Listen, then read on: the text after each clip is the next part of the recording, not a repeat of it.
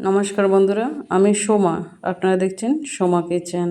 আজকে আমাদের রেসিপি বাসন্তী পোলাও। বাসন্তী পোলাওয়ের জন্য আমাদের লাগছে গোবিন্দভোগ চাল 400 গ্রাম।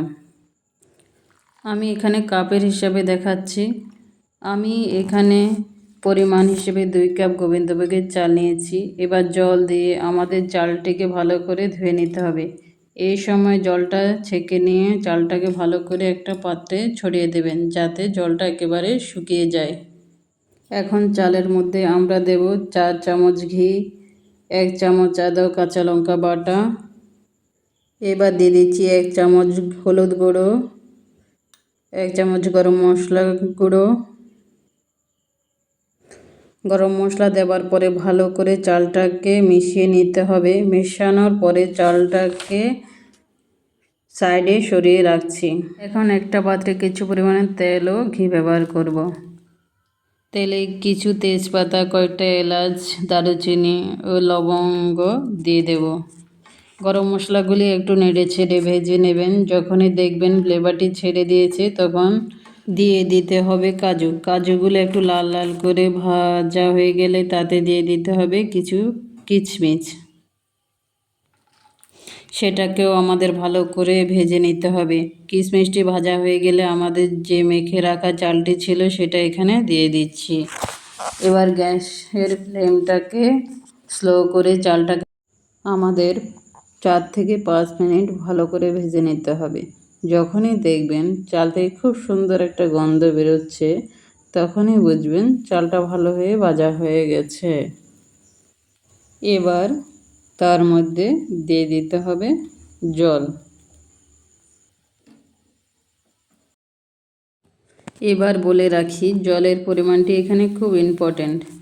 বেশি জল দিলে চালটি বেশি সিদ্ধ হয়ে যাবে, আর কম জল দিলে সিদ্ধ হবে না।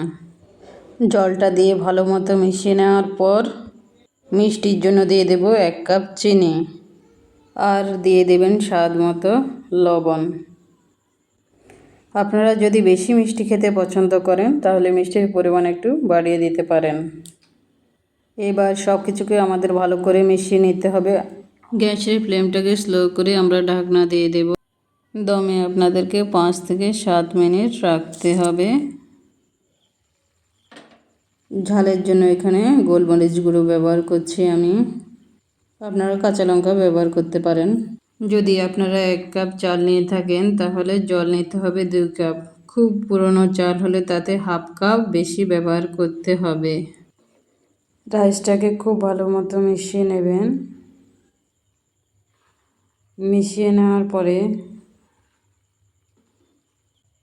ঢাকনা দিয়ে 5 থেকে 6 মিনিট দমে বসিয়ে রাখবো। ঢাকনার ছিদ্র থাকলে গোলমরিচ ব্যবহার করতে পারেন।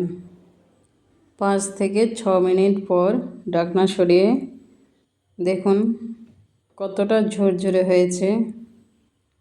ঝরঝরেতে নিশ্চয়ই হয়েছে। এবার একটা পাত্রে নিয়ে ঠান্ডা করে নেব।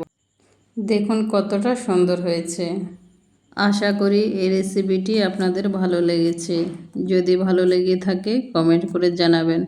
আর এইরকম নিত্য নতুন রেসিপি পেতে প্লিজ আমার চ্যানেলটিতে লাইক, শেয়ার অ্যান্ড সাবস্ক্রাইব করবেন।